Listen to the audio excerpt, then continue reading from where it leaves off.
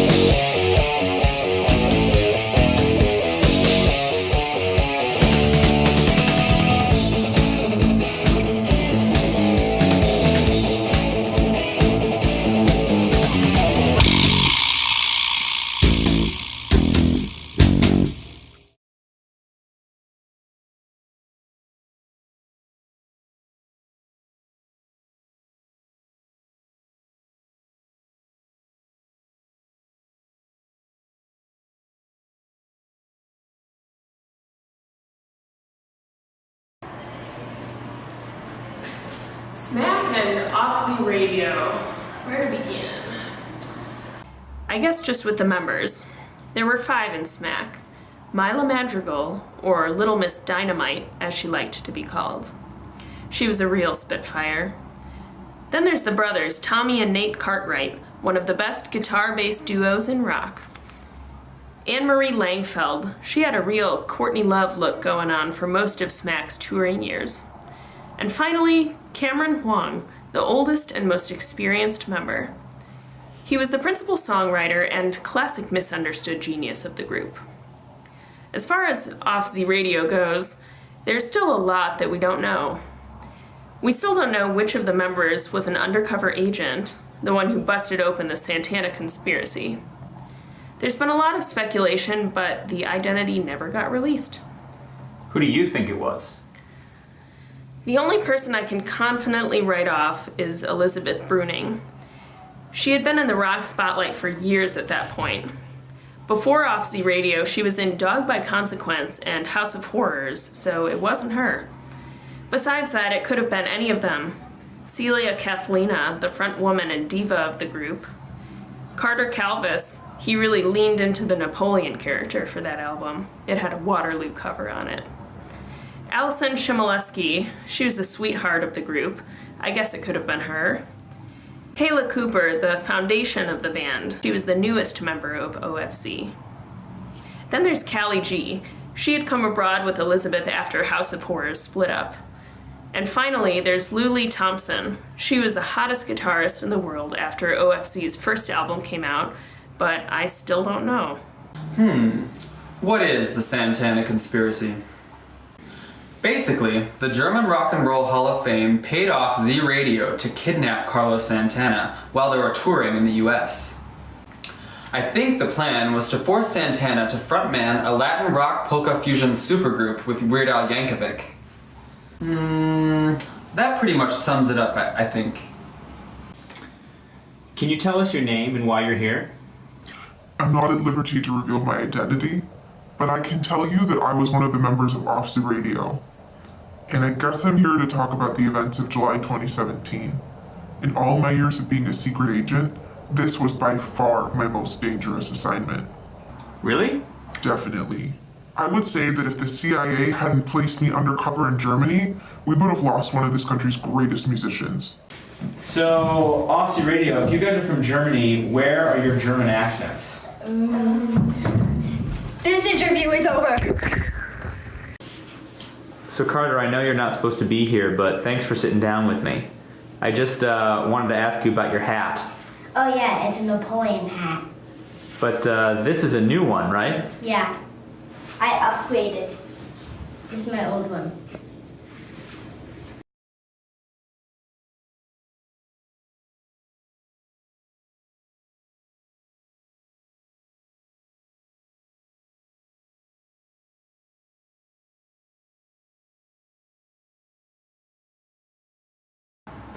So, would you say that you started the whole thing? Sent out the tweet. Will you read it? Alright. At OFZ Radio, your new album Dual Monocles is pitiful in comparison to at Smack's chart-topping Triumph, Tasty in the Back. You are so 1975. Hashtag just one fan's opinion. Wow. So, Smack, can you read some of the tweets that I have from OFZ Radio fans? I hear they're pretty rough. Sure. I would rather listen to Justin Bieber's Baby on repeat for 3 hours on full blast than Smack's new album. What? That's ridiculous. Smack. The spelling of your name is stupid. You could have at least gone with something like Smack or even Smack. But Smack? Come on. I didn't name my kid Steven. Hashtag Steven for Rivalry. This is from Kid of Rock. Smack. Your new album is garbage. Quit while you're behind. Guys, you have to come and see this.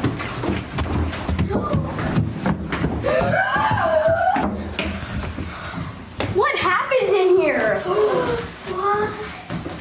My tattoos!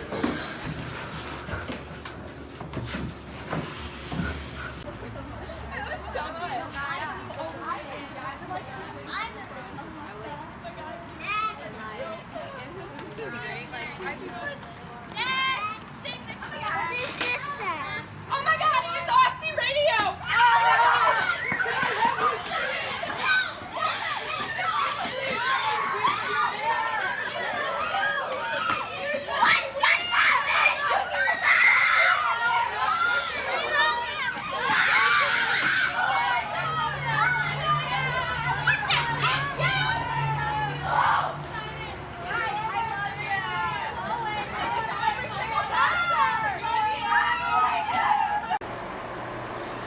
One of the most savage things that Smack did in their feud with OFC was hunt down OFC's tour writer and publish it. My personal favorites are the liquid shrimp, the fortune cookies, and the Toblerone ends. There was some speculation as to whether the list was fake, but eventually OFC did come out and take ownership of it to end that latest Twitter spat between the fans.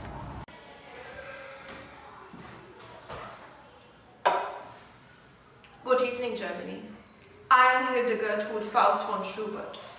Our top story tonight on Mitteldeutscher Rundfunk News involves the American band $ MAQUE, or SMAC as they are known in the States. They were booed off the stage as a headline position at the Rock AM Ring. They sent out this tweet after the incident. At Rock AM Ring, we will never be coming back to play in Germany. What a joke, a sorry excuse for a rock festival, hashtag SMH. Sounds like Smack is falling a little off their rocker. Haha. And now we hear from our health correspondent, Lisa Schnorrenschlager, about how listening to 1 hour of Wagner every day can extend your life by 45 years. Yeah? Yo, Chick. They want to talk to you.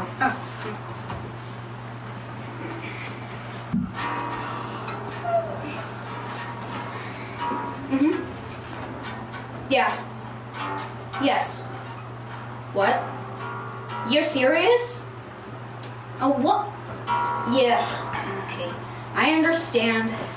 Goodbye. Bad news, guys. OFC Radio is booked to headline Lollapalooza the same night as us. Huh? I need to go for a walk.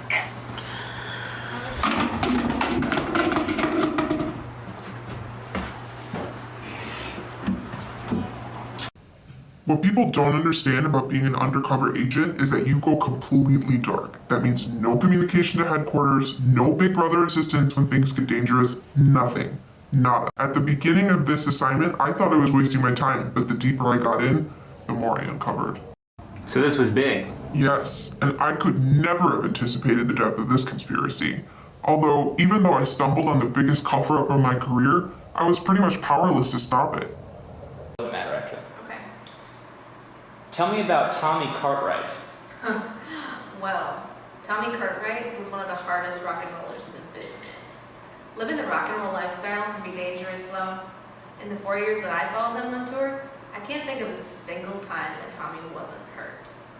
Right. What are some of your favorites? Let's see. He threw out his back trying to lift a Marshall half stack up a flight of stairs by himself. He finished that tour playing in a lawn chair on stage. Then, he broke a string in a songwriting session that ricocheted into his eye. At a concert in Cleveland, he tried to do the whole show blindfolded and fell off stage. He broke his ankle. Then, at an after party once, he rode his guitar down a banister like a skateboard and crashed headlong into the wall at the landing. My favorite, though, is when he stepped in front of a flame cannon at a show in Pittsburgh. It set his right arm and his guitar on fire, but he finished the solo before being put out. Yeah, so just last week I was rehearsing and then I just... My manager, I gotta take this. Go ahead. What do you mean?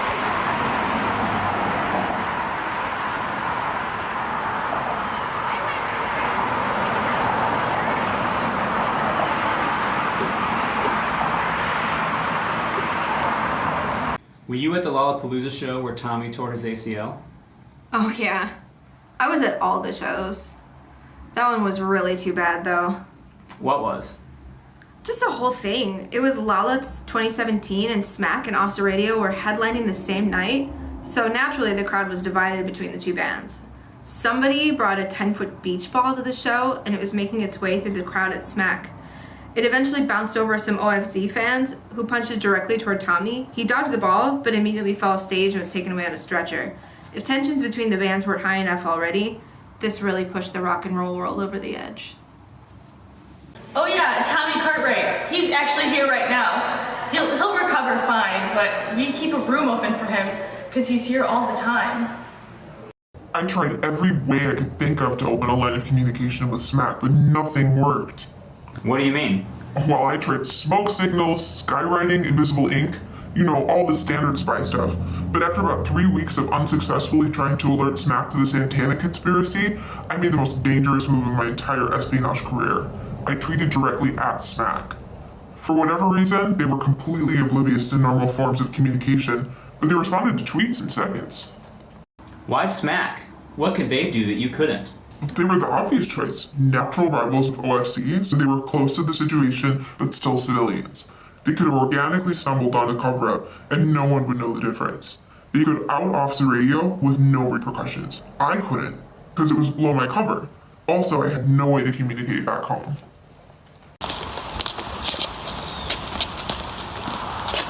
Well. Look who's here. Off the radio. What are you guys doing here? None of your business. Wait a second. Is that Carlos Santana?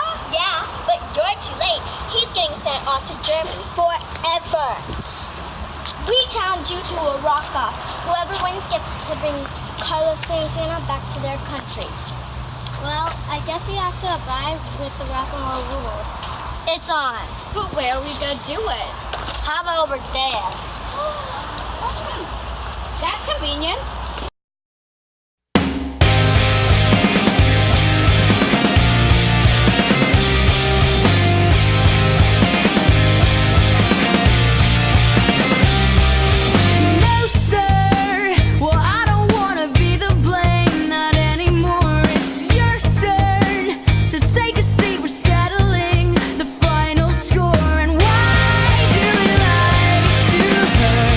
So much, I can't decide.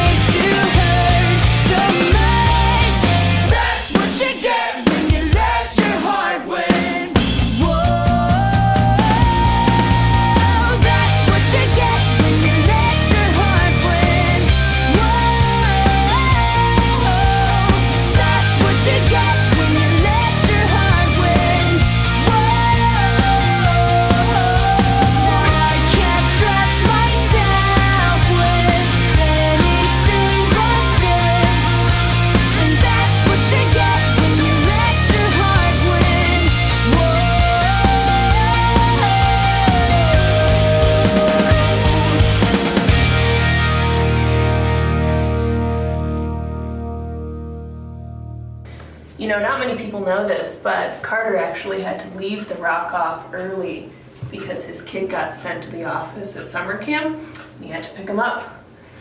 Luckily for him, he was able to find somebody from the crowd to take over his drum throne.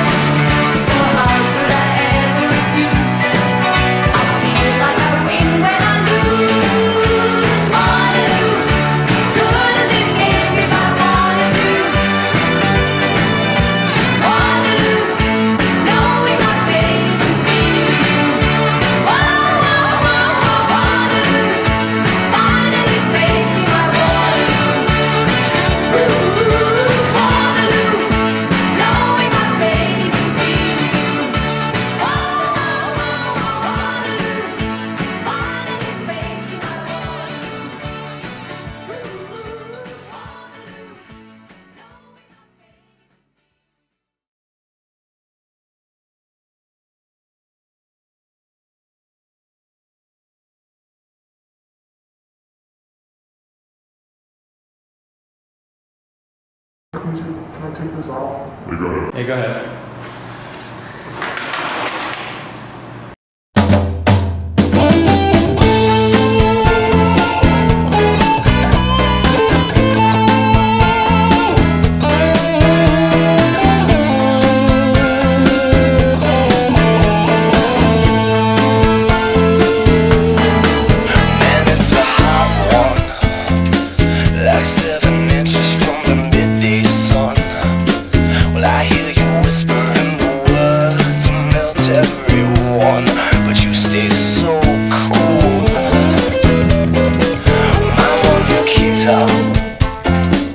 My Spanish Harlem Mona Lisa.